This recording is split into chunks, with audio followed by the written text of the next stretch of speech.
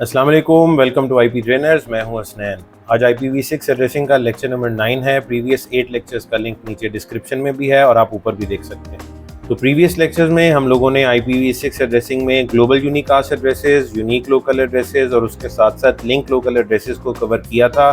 तो आज के लेक्चर में हम बात करेंगे मल्टीकास्ट IPv6 एड्रेसेस की। तो चलें स्क्रीन पे चलते हैं। तो सबसे पहले ये देख लेते हैं कि मल्टीकास्ट IPv6 एड्रेसेस को आइडेंटिफाई किस तरीके से किया जाता है। तो उसमें अगर 128 में से पहली 8 बिट्स आपकी अगर 1 है इस तरीके से,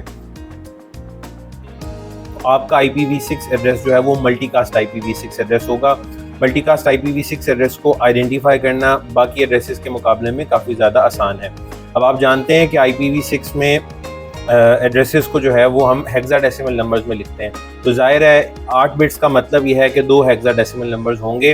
तो पहले 2 हेक्साडेसिमल नंबर्स अगर F हैं, यानी FF से शुरू होने वाले जितने भी IPv6 एड्रेसेस होंगे वो मल्टीकास्ट IPv6 एड्रेसेस होंगे। एक और इम्पॉर्टेंट चीज़ आपको यहाँ बता देता हूँ, पहले भी मैं इसका जिक्र कर चुका हूँ कि IPv6 एड्रेसेस में ब्रॉडकास्ट एड्रेसेस का कोई कॉन्सेप्ट नहीं होता, बल्कि IPv6 में ब्रॉडकास्ट वाला काम भी हम मल्टीकास्ट एड्रेसेस से ही ले लेते हैं। ठीक है, तो इसके लिए कुछ और डिटेल्स मैं आपके साथ IPv6 एड्रेसेस की शेयर करता हूँ। उम्मीद है कि एड्रेस को आइडेंटिफाई करना तो आपको आ गया होगा। बड़ा सिंपल सा रूल है, अगर पहले 2 हेक्साडेसिमल नंबर्स FF हैं तो आपका IPv6 address multicast IPv6 address होगा। तो मल्टीकास्ट IPv6 एड्रेसेस को फर्दर समझने से पहले मल्टीकास्ट को एक दफ़ा आपके सामने दोबारा से रिवाइज करवा देता हूँ। मल्टीकास्टिंग क्या होती है जी? 1 to many या 1 to a specific group communication को हम मल्टीकास्ट कहते हैं। ठीक है, अच्छा इसको एक और तरीके से भी डिफाइन किया जा सकता है। मैं आपके सामने इसकी डेफिनेशन लिख भी देता हूँ। इनफैक्ट यूँ करते हैं कि यूनिकास्ट और मल्टीकास्ट दोनों को आपके सामने एक दफ़ा एक अलग तरीके से यहाँ पे मैं एक्सप्लेन करता हूँ। यूनिकास्ट 1 to 1 कम्युनिकेशन होता है, ये तो हम सब जानते हैं, लेकिन यूनिकास्ट को डिफाइन करने का एक तरीका और भी है। यूनिकास्ट ठीक कर लेते हैं जी। ये तो यूनिकास्ट को हम कुछ इस तरीके से भी डिफाइन कर सकते हैं कि यूनिकास्ट में traffic moves towards the destination. ठीक है, और मल्टीकास्ट को इस तरह से भी डिफाइन किया जाता है, traffic moves away from the source. अच्छा, अगर आप मल्टीपल टाइम्स इन दोनों डेफिनेशंस को पढ़ें या इन पे आप ध्यान दें तो आपको ऐसा लगता है कि जैसे दोनों का मतलब तकरीबन एक ही है। ठीक है, तो traffic moves towards the destination ये यूनिकास्ट है और traffic moves away from the source is multicast. तो ये एक जैसा लगता है लेकिन इनका मतलब बिल्कुल सेम नहीं है। मैं आपको एक्सप्लेन कर देता हूँ। यूनिकास्ट में ये होता है कि मिसाल के तौर पे मैं कहता हूँ ये जो पेन है लेट से, ये डेविड के लिए है। ये पेन किसके लिए? डेविड के लिए। तो मुझे इस पेन की एग्जैक्ट डेस्टिनेशन पता है कि ये पेन डेविड को मिलेगा। ठीक है, यानी यूनिकास्ट में आपकी डेस्टिनेशन नोन होती है, आपको एग्जैक्टली पता होता है कि इस चीज़ की या इस डेटा की एग्जैक्ट डेस्टिनेशन क्या है। बट मल्टीकास्ट में ऐसा नहीं है। ठीक है, मल्टीकास्ट में मैं इस तरह से कह सकता हूँ ये पेन उनके लिए है जो हार्ड वर्किंग है, जो बहुत मेहनती लोग हैं, ये पेन उनको मिलेगा। ठीक है, अब मैं सोर्स हूँ। ठीक है, मैं ये पेन लोगों की तरफ सेंड करने वाला हूँ। ठीक है, इस पेन का मैं सोर्स हूँ, लेकिन और मैं ये कह रहा हूँ कि ये पेन किसको मिलेगा? जो हार्ड वर्किंग लोग हैं, जो मेहनती लोग हैं। अब मुझे एग्जैक्टली ये नहीं पता कि आप सब में से मेहनती लोग कौन कौन से हैं। वो कम भी हो सकते हैं, वो ज़्यादा भी हो सकते हैं। मेहनती लोगों का एक ग्रुप होगा। ठीक है, ये भी पॉसिबल नहीं है कि पूरी दुनिया में कोई एक ही बंदा हार्ड वर्किंग हो, और ये भी नहीं है कि सारे ही हार्ड वर्किंग हो। ठीक है, लेकिन हार्ड वर्किंग लोगों का एक ग्रुप जरूर होगा। एक से ज़्यादा होंगे लेकिन सारों से कम होंगे। ठीक है, लेकिन वो कौन होंगे इसका मुझे नहीं पता। ठीक है, तो traffic moves away from the source, ये मेरे से तो दूर जा रहा है, ये मेहनती लोगों के पास जा रहा है, लेकिन मुझे एग्जैक्टली नहीं पता कि मेहनती लोग कौन कौन है, हार्ड वर्किंग कौन कौन है। ठीक है, तो मल्टीकास्ट के अंदर जो सोर्स होता है उसको एग्जैक्ट डेस्टिनेशन का कभी भी पता नहीं होता। ठीक है, इसमें ग्रुप है और ग्रुप में लोग ज्वाइन भी करते हैं और ग्रुप को लोग छोड़ के भी चले जाते हैं। अब मेहनती लोगों के ग्रुप को ज्वाइन करने का बड़ा आसान तरीका, आप मेहनत करना शुरू करते हैं, आप उस ग्रुप का हिस्सा बन जाएंगे, और छोड़ने का भी तरीका ये, आप मेहनत करना छोड़ते हैं, आप उस ग्रुप से बाहर निकल जाएंगे। तो मल्टीकास्ट में जो ग्रुप होता है उसका साइज बड़ा भी हो जाता है और छोटा भी हो जाता है, फिक्स नहीं होता। ठीक है जी, तो मल्टीकास्ट के अंदर और यूनिकास्ट में एक फ़र्क ये है कि यूनिकास्ट में आपको अपनी एग्जैक्ट डेस्टिनेशन का पता होता है, लेकिन मल्टीकास्ट में एग्जैक्ट डेस्टिनेशन सोर्स के लिए जो है वो नोन नहीं होती। ठीक है, सिर्फ इतना पता होता है कि जो ग्रुप है उस ग्रुप की आईडी हमें पता होती है कि मेहनती लोग, हार्ड वर्किंग लोग, या ग्रुप का एड्रेस पता होगा, लेकिन वो एड्रेस एग्जैक्टली किस किस पे असाइन होना है ये मुझे नहीं पता। ठीक है जी, तो मल्टीकास्ट में और यूनिकास्ट में उम्मीद है ये वाला भी एक एंगल आपको समझ आ गया होगा। एक बेसिक डेफिनेशन तो है, 1-to-1 communication is unicast, 1-to-many या 1-to-a specific group communication is multicast. लेकिन इस तरीके से भी हम मल्टीकास्ट और यूनिकास्ट को डिफाइन कर सकते हैं। अच्छा, इसमें मल्टीकास्ट में ना ये जो मल्टीकास्ट ग्रुप है इसमें दो कंपोनेंट्स होते हैं। एक मल्टीकास्ट सोर्स होता है, मल्टीकास्ट सोर्स, इसको मल्टीकास्ट सर्वर भी आप कह सकते हैं, और जो दूसरा कंपोनेंट है वो है जी मल्टीकास्ट क्लाइंट, मल्टीकास्ट सोर्स और मल्टीकास्ट क्लाइंट। जब हम बात करते हैं कि ये एक मल्टीकास्ट ग्रुप है तो उसमें दो चीजें होती हैं, मल्टीकास्ट सोर्स होते हैं और मल्टीकास्ट क्लाइंट होते हैं। तो मल्टीकास्ट सोर्स का क्या काम है कि वो स्ट्रीम ऑफ पैकेट्स एक मल्टीकास्ट एड्रेस के ऊपर सेंड करता है। ठीक है, वो मल्टीकास्ट एड्रेस IPv4 भी हो सकता है, IPv6 भी हो सकता है। तो मिसाल के लिए मैं लिख लेता हूँ, ये IPv4 है, ठीक है, 239.1.1.1। इस डेस्टिनेशन एड्रेस के ऊपर ये मल्टीकास्ट सोर्स जो है वो स्ट्रीम ऑफ पैकेट सेंड करेगा, और जो क्लाइंट इसको रिसीव करता जाएगा हम कहेंगे जी उस क्लाइंट ने इस ग्रुप को ज्वाइन कर लिया। ठीक है, और जो इसको रिसीव करना छोड़ देगा हम कहेंगे जी वो इस ग्रुप से बाहर निकल गया। ठीक है, तो ये मल्टीकास्ट सोर्स और क्लाइंट मिलके जो है वो एक मल्टीकास्ट ग्रुप बना लेते हैं। आप इसे मल्टीकास्ट डोमेन भी कह सकते हैं। ठीक है, अच्छा, इसी तरीके से अगर ये IPv6 एड्रेस होता तो उसकी शक्ल कुछ इस तरह की होनी थी, FF02:1। ठीक है, अब इसमें जो इम्पोर्टेंट चीज फिलहाल है वो ये है कि ये एड्रेस FF से शुरू हो रहा है। अगर FF से शुरू हो रहा है तो डेफिनेटली ये एक मल्टीकास्ट एड्रेस है। ठीक है, आगे अब आपको पता है हम मल्टीकास्ट एड्रेस IPv6 एड्रेस को जो है वो शॉर्ट फॉर्म में भी लिख सकते हैं, तो ये मैंने इसको शॉर्ट फॉर्म के अंदर लिखा हुआ है। अब तो 9वां लेक्चर है, अब आप इजीली IPv6 एड्रेस को शॉर्ट किस तरह किया जा सकता है ये सारी डिटेल्स आप जानते हैं और इसको समझते हैं। तो उम्मीद है ये पॉइंट क्लियर हो गया होगा कि एक मल्टीकास्ट ग्रुप के अंदर ये दो एलिमेंट्स आपको जो है वो मिलेंगे। अच्छा, इस सारी डिस्कशन के बाद अब मैं असल चीज के ऊपर आता हूँ जिसके लिए मैंने ये सारी कहानी आप लोगों को सुनाई है। मल्टीकास्ट IPv6 एड्रेसेस के अंदर एक कॉन्सेप्ट है स्कोप का। ठीक है, स्कोप का मतलब ये होता है कि जब multicast source stream of packet send करेगा तो वो स्ट्रीम उसकी कहाँ तक जा सकती है, यानी उसके क्लाइंट जो है वो कहाँ होने चाहिए। ठीक है, ओके जी, तो यहाँ पे आपको ये दो टेबल्स नजर आ रहे हैं। इन टेबल्स पे बात करने से पहले आपको मैं एक्सप्लेन कर देता हूँ कि मल्टीकास्ट IPv6 एड्रेस जो है उसको अगर हम लिखें लाइक FF02 और आगे फर्दर आप 32 हेक्साडेसिमल नंबर्स पूरे लिखना चाहें तो लिख सकते हैं। मैंने फिलहाल पहले 4 हेक्साडेसिमल नंबर लिखे हैं। FF तो मैं आपको बता चुका हूँ, it is reserved to identify multicast IPv6 address. इसमें जो 4th हेक्साडेसिमल नंबर आप देख रहे हैं, ठीक है, एक हेक्साडेसिमल 4 बिट्स का होता है और 4 बिट्स के कॉम्बिनेशन होते हैं 16, या एक हेक्साडेसिमल नंबर के भी कॉम्बिनेशन 16 होते हैं, 0 से लेकर F तक, या आप कह सकते हैं 0 से 15 तक। ठीक है, तो ये जो 4th हेक्साडेसिमल नंबर है जो यहाँ पे आपको 2 लिखा हुआ नजर आ रहा है, इसकी वैल्यू जो है वो वेरी कर सकती है 0 से लेकर कहाँ तक, F तक, 0 से लेकर F तक। ठीक है, तो ये जो चौथा हेक्साडेसिमल नंबर है ये मल्टीकास्ट IPv6 एड्रेस के स्कोप को डिफाइन करता है। ठीक है, अब स्कोप क्या होता है, जैसे जैसे हम अभी इसको डिस्कस करते जाएंगे आपको समझ आ जाएगी। तो एक IPv6 एड्रेस का स्कोप डिफाइन करता है 4th हेक्साडेसिमल नंबर। ठीक है, अच्छा, अब ये टेबल आप देख रहे हैं, सबसे पहले ये जो नीचे टेबल बना हुआ है उसको देख लें। इस टेबल का जो सोर्स है आप गूगल पे जाके लिखिएगा IPv6 multicast address space registry, तो अयाना की एक वेबसाइट आपके सामने आ जाएगी। ये इन्फॉर्मेशन मैंने वहां से पिक की है तो आप वहां से देख सकते हैं। RFCs के नंबर्स भी आपके सामने लिखे हुए हैं, आप इन्हें फर्दर डिटेल के साथ पढ़ना चाहे तो आप वहां से जाके पढ़ सकते हैं। ठीक है जी, इसमें कुछ इंपॉर्टेंट RFCs ये दो हैं, RFC 4291 और RFC 7346। 7346 जाहिर है अपडेटेड है, नंबर बाद वाला है, तो अपडेटेड इसमें जो RFC है वो 7346 है। अच्छा, आप देखें इसने ये जो 0 से लेकर F तक इस 4th हेक्साडेसिमल ऑफ IPv6 जो है 0 से लेकर F तक उनका मतलब लिखा हुआ है। ठीक है, कि अगर ये 0 होगा तो स्कोप क्या होगा, 1 है तो स्कोप क्या होगा, 3 है तो उसका मतलब क्या है, 4 है तो उसका मतलब क्या है। तो ये पूरा टेबल आपके सामने है। इसमें कुछ नंबर्स अगर आप देखें तो वहां पे आपको लिखा हुआ नजर आ रहा है रिजर्व्ड।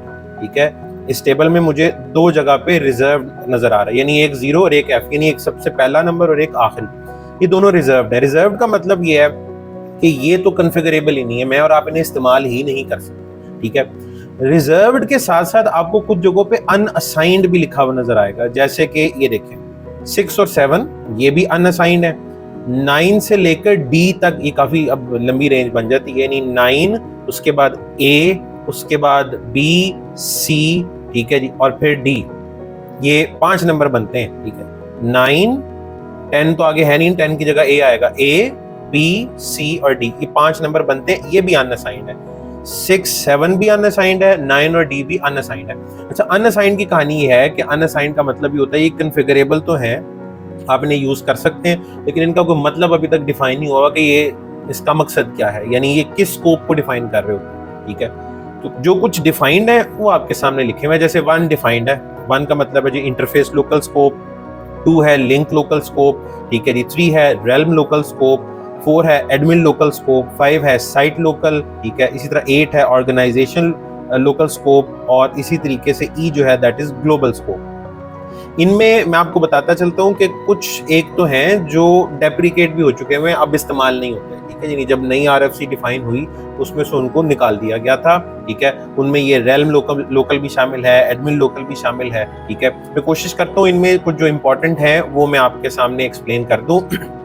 अच्छा, अगर आप ऊपर वाला टेबल देखें तो आपको इसकी डिस्क्रिप्शन भी नजर आ जाएगी। जैसे आप FF01 की बात करते हैं, ठीक है, ये देखें ये 4th ऑक्टेट 1 है, यहाँ पे नीचे लिखा हुआ था 1 का मतलब क्या है, इंटरफेस लोकल स्कोप, ठीक है। Derived by device, derive by device का मतलब है ये डिवाइस खुद से डिराइव करेगी, आप इसको कॉन्फ़िगर नहीं कर रहे होंगे।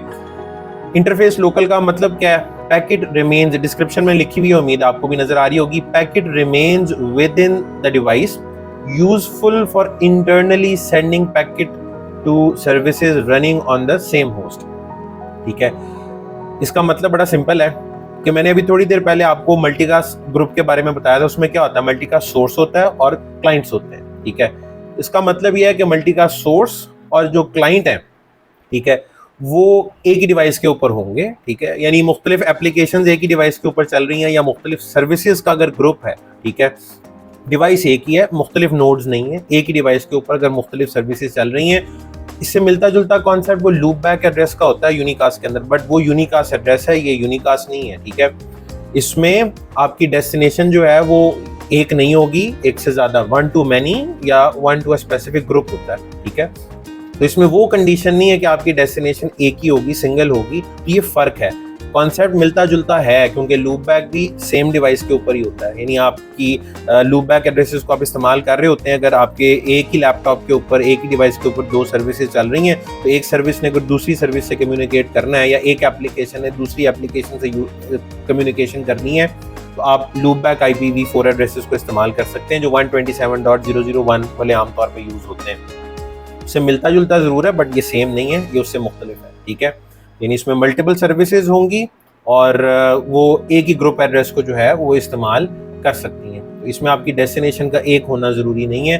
तो आपका मल्टीकास्ट सोर्स और मल्टीकास्ट क्लाइंट, ठीक है, अगर एक ही डिवाइस के ऊपर है, ठीक है, यहाँ पे लिखा हुआ है internally sending packets to services running on the same host, तो उसके लिए आप ये इस्तेमाल करते हैं और ये आपको कॉन्फ़िगर करने की जरूरत नहीं होती, ये बाय डिफॉल्ट आपकी डिवाइस जो है वो डिराइव कर लेगी। इसी तरीके से लिंक लोकल एड्रेसेस, ठीक है।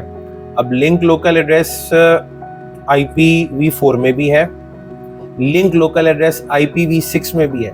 आपने IPv4 में भी यूनिकास्ट लिंक लोकल एड्रेस पढ़ा हुआ है, आप लोगों ने IPv6 में भी यूनिकास्ट लिंक लोकल एड्रेस पढ़ा हुआ है, लेकिन ये लिंक लोकल स्कोप है ऑफ मल्टीकास्ट IPv6 एड्रेस, इसको मिक्स नहीं करना आपने, ठीक है, ये फर्क है। ये link local scope of multicast IPv6 की बात हो रही है, लिंक लोकल IPv6 एड्रेस नहीं है ये, ठीक है। अच्छा, अब इस स्कोप की पहचान क्या है, FF02, यानी आपका 4th हेक्साडेसिमल नंबर अगर 2 है, ये नीचे भी लिखा हुआ है 2, लिंक लोकल स्कोप, ठीक है। डिराइव्ड बाय डिवाइस, ठीक है, ये खुद से डिराइव होते हैं, आपको कॉन्फ़िगर करने की जरूरत नहीं है। डिस्क्रिप्शन इसकी क्या है, host that creates the packet can send it on to the link but no routers forward the packet, ठीक है। इसकी डेफिनेशन भी जो यहाँ पे लिखी हुई है ना, ये यूनिकास्ट लिंक लोकल एड्रेस से मिलती जुलती है, बट फर्क याद रखिएगा, यहाँ पे जो डेस्टिनेशन है वो मैनी होगा या स्पेसिफिक ग्रुप होगा, सिंगल यूनिकास्ट एड्रेस की बात नहीं हो रही। कंडीशन ये है कि आपका जो मल्टीकास्ट एड्रेस जो आपका मल्टीकास्ट सोर्स और जो मल्टीकास्ट क्लाइंट्स हैं, ठीक है, उनका स्कोप ये है विद इन अ लिंक, ठीक है, यानी एक ही लिंक होगा, एक सबनेट होगा, ठीक है, जिसके अंदर ये सारी की सारी डिवाइसेस, सोर्स भी वहीं पे होगा और आपकी डेस्टिनेशन भी जो है उस एक ही लिंक के ऊपर होने चाहिए।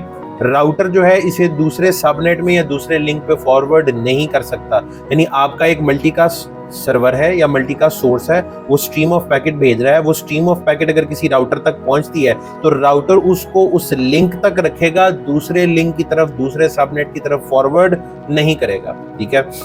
तो ये जनाब इसका link local scope of multicast IPv6 है। उसके बाद साइट लोकल, ठीक है, साइट लोकल की पहचान क्या है, FF05 यानी 5 आपको यहाँ पे 4th हेक्साडेसिमल नंबर अगर आपका 5 है तो ये साइट लोकल होगा। कॉन्फ़िगरेशन ऑन राउटर्स, जिसके लिए आपको राउटर्स पे कॉन्फ़िगरेशन करनी पड़ती है। Intended to be more than link local, so routers forward but must be less than organization local, generally meant to limit packet so they do not cross वैन links. मैं अभी एक डायग्राम बनाता हूँ, ठीक है, उसमें मैं कोशिश करता हूँ कि ये जो कुछ भी अभी मैंने बोला है या जो कुछ भी यहाँ पे लिखा हुआ है ये आपको समझ आ जाए, ठीक है। एक काम करते हैं ना, ये ऑर्गेनाइजेशन लोकल को भी एक दफा पढ़ लेते हैं, देख लेते हैं। अगर आपका स्कोप ऑर्गेनाइजेशन लोकल है FF08 8 जो है, अगर आपका 4th हेक्साडेसिमल 8 है तो आपका ऑर्गेनाइजेशन लोकल एड्रेस होगा, एड्रेस नहीं इनफैक्ट स्कोप होगा IPv6 मल्टीकास्ट IPv6 एड्रेस का जो स्कोप है वो ऑर्गेनाइजेशन लोकल होगा।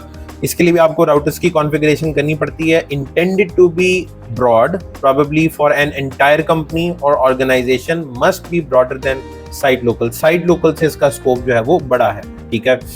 नीचे लिखा हुआ है ग्लोबल, ग्लोबल की पहचान है 4th हेक्साडेसिमल आपका ई होना चाहिए, नो बाउंड्रीज, ठीक है। मल्टीकास्ट सोर्स जब स्ट्रीम ऑफ पैकेट भेजता है तो उसके लिए कोई बाउंड्री नहीं है, यानी राउटर उसको रिसीव करने के बाद ऐसा नहीं है कि आगे कहीं पे रोक देगा, उसका स्कोप आपकी ऑर्गेनाइजेशन तक, आपकी साइट तक जो है वो लिमिटेड नहीं रहेगा।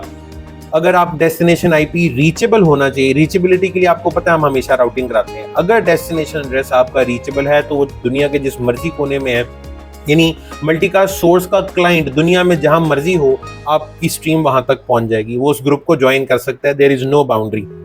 अच्छा, अब जरा मैं एक डायग्राम बनाता हूं जिससे आपको क्लैरिटी आ जाएगी कि ये जो पूरा टेबल है, इस टेबल में आपको क्या बताने की कोशिश की गई है। तो यहाँ पे जनाब हम एक डायग्राम कुछ यूं बना लेते हैं। अच्छा, अब ये जो स्कोप का कॉन्सेप्ट आपने पढ़ा है वो कुछ इस तरह से होगा, ऑर्गेनाइजेशन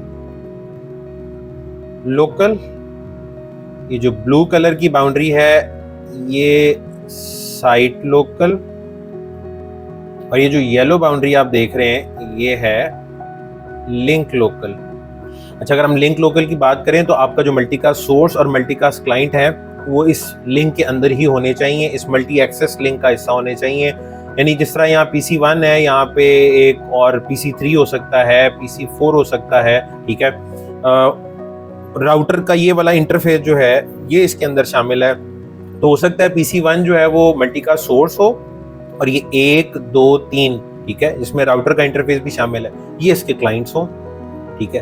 तो इसका जो स्कोप है, तो आपके मल्टीकास्ट पैकेट्स की जो स्ट्रीम है वो राउटर के इस इंटरफेस तक तो आएगी, राउटर इसे प्रोसेस करेगा, लेकिन इसे किसी दूसरे नेटवर्क, किसी दूसरे लिंक की तरफ फॉरवर्ड नहीं करेगा, ठीक है। अच्छा, तो अब अगर हम बात करें site local scope of multicast IPv6 addresses की, जो कि आपको ब्लू कलर की बाउंड्री नजर आ रही है, तो इसके अंदर मल्टीकास्ट सोर्स और क्लाइंट जो है वो कुछ इस तरह से हो सकते हैं कि लेट से PC2 जो है वो मल्टीकास्ट सोर्स है, इसका क्लाइंट जो है वो राउटर 2 का ये इंटरफेस भी हो सकता है, ये इंटरफेस भी हो सकता है, राउटर 3 भी हो सकता है, राउटर 1 भी हो सकता है, यानी साइट 1 के अंदर कोई भी हो सकता है। उसके लिए एक लिंक तक महदूद रहना जरूरी नहीं है या एक नेटवर्क का हिस्सा होना जरूरी नहीं है, ये डिफरेंट सबनेट्स के अंदर भी हो सकते हैं, ठीक है।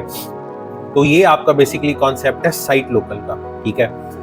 और जैसे कि आपने भी पीछे डिस्क्रिप्शन में भी पढ़ा था, राउटर 3 जो है वो इसको, ये जो आपका वैन लिंक है इसके ऊपर फॉरवर्ड नहीं करेगा, यानी किसी दूसरी साइट की तरफ ताकि ये ना जा सके, ठीक है। तो ये आपकी जो साइट है उसके अंदर अंदर जो है वो लिमिट रहता है। अच्छा, उसके बाद अगर हम बात करें ऑर्गेनाइजेशन लोकल, तो ऑर्गेनाइजेशन लोकल का जो स्कोप है वो साइट लोकल से बड़ा है, ठीक है।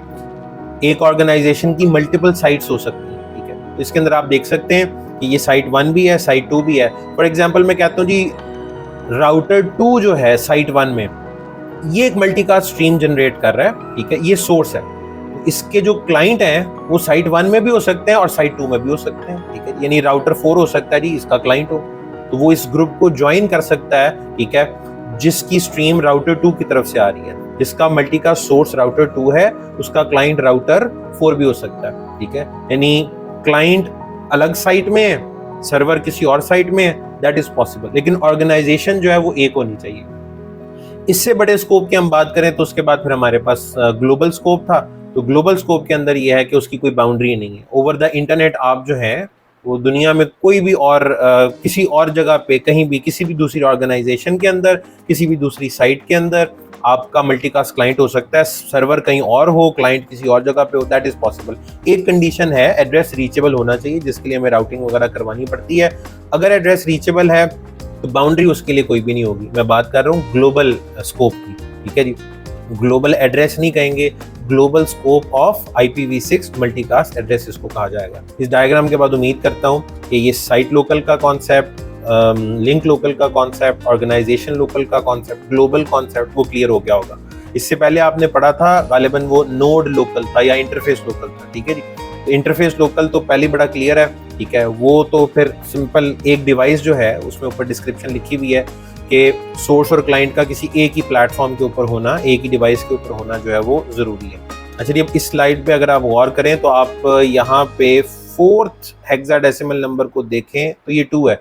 2 क्या होता है जी? Link local. ये सारे के सारे लिंक लोकल स्कोप IPv6 का जो है मल्टीकास्ट एड्रेसेस का, ये उसकी एग्जांपल आपको नजर आ रहे हैं। इन सबके ये कुछ स्पेशल एड्रेसेस हैं, रिजर्व्ड एड्रेसेस हैं, ठीक है। जैसे कि सबसे पहले आपको ऑल नोड्स एड्रेस नजर आ रहा है, ठीक है। अच्छा, ये एड्रेसेस IPv4 में भी होते हैं। जैसे कि सबसे पहले आप देखें FF02:1 all node all interface that use IPv6 that are on the link, ठीक है। लिंक लोकल है तो एक लिंक के ऊपर होना, एक नेटवर्क में होना तो कंडीशन है, वो तो अंडरस्टूड सी बात है, उस पर तो मजीद बात करने की जरूरत ही नहीं है कि एक लिंक या एक नेटवर्क पे होना इनका जरूरी है, ठीक है। IPv4 में भी इसके इक्विवेलेंट एड्रेस होता है मल्टीकास्ट एड्रेस, जो कि 224.001 है। इसी तरह एक है ऑल राउटर्स एड्रेस, यानी आप कह सकते हैं ग्रुप ऑफ राउटर्स, ठीक है, लेकिन ऐसा ग्रुप ऑफ राउटर्स जो एक ही लिंक के ऊपर है, ठीक है। मिसाल के तौर पे हम यूं डायग्राम बना सकते हैं इसके लिए, ये एक ही मल्टी एक्सेस नेटवर्क है जिसमें अब ये राउटर्स हैं। तो अगर इसमें एक कोई राउटर मल्टीकास्ट स्ट्रीम जनरेट करता है ऑन FF02:2 पे या IPv4 में 224.002, तो बाकी सारे राउटर इसको रिसीव करेंगे क्योंकि वो उस ग्रुप का हिस्सा है, इस ग्रुप को ज्वाइन करेंगे, ठीक है। इसी तरीके से आप में से वो लोग जिन्होंने OSPF पढ़ा हुआ है डिटेल के साथ, तो OSPF के 2 मल्टीकास्ट एड्रेसेस होते हैं, IPv4 में भी और IPv6 में भी, ठीक है। तो 224.0.0.5 रिप्रेजेंट करता है group of all OSPF enabled devices, ठीक है। और ये जो .6 वाला है ये OSPF में DRBDR के ग्रुप को डिफाइन कर रहा होता है। अब ये बात उसी को समझ आएगी जिसने OSPF पढ़ा हुआ है, नहीं पढ़ा तो जब आप OSPF पढ़ लेंगे तो आपको समझ आ जाएगा। तो OSPF का वर्जन 2 आजकल इस्तेमाल होता है IPv4 में, और जो OSPF का वर्जन 3 है that is used in IPv6, ठीक है। तो IPv6 में इनके इक्विवेलेंट एड्रेसेस जो हैं वो इस तरह से होंगे FF02:5 और FF02:6। वो 5 और 6 यहाँ पे भी आपको नजर आ रहा है, तो शक्ल भी काफी हद तक मिलती जुलती है। RIP वर्जन 2 का मल्टीकास्ट एड्रेस होता है जी 224.0.0.9। तो RIP नेक्स्ट जनरेशन जो है उसका एड्रेस ये है FF02:9। शर्त वही है, ये लिंक लोकल है, लिंक लोकल स्कोप है, ठीक है, यानी इसमें सोर्स और क्लाइंट का एक ही नेटवर्क में होना जरूरी है या एक ही लिंक पे होना जरूरी है। EIGRP का IPv4 में 224.0.0.10 होता है, ठीक है, और IPv6 के केस में चूंकि 10 की जगह A है तो यहाँ पे आपको A लिखा हुआ नजर आ रहा है। तो सबसे एंड के ऊपर DHCP रिले एजेंट है। DHCP अगर आप लोगों ने नहीं पढ़ा हुआ तो जाहिर है इसकी भी आपको समझ नहीं आएगी। इन सारे एड्रेसेस के लिए जितने भी ये कॉन्सेप्ट हैं इनका पढ़ा होना ज़रूरी है। अगर आप लोगों ने अभी तक नहीं पढ़ा तो इंशाल्लाह जब भी आप पढ़ लेंगे तो उसके बाद इन एड्रेसेस की भी आपको समझ आ जाएगी। DHCP रिले एजेंट उस वक्त इस्तेमाल होता है जब DHCP सर्वर और क्लाइंट सेम नेटवर्क में ना हो, ठीक है। IPv4 में तो रिले एजेंट के लिए कोई रिजर्व्ड एड्रेस नहीं है, बट IPv6 के केस में मल्टीकास्ट एड्रेस है FF02:1:2। All routers acting as DHCP v6 relay agent. आपके नेटवर्क में जितने भी राउटर्स भी एज DHCP रिले एजेंट काम कर रहे हैं उनके लिए ये मल्टीकास्ट एड्रेस जो है वो इस्तेमाल होता है। तो आज के लिए इतना ही। उम्मीद है आपको मल्टीकास्ट IPv6 सर्विसेज को आइडेंटिफाई करना और उनके स्कोप की आपको अंडरस्टैंडिंग हो गई होगी। इंशाल्लाह मुलाकात होती है नेक्स्ट लेक्चर में। अपना ख्याल रखिएगा, तब तक के लिए अल्लाह हाफिज़।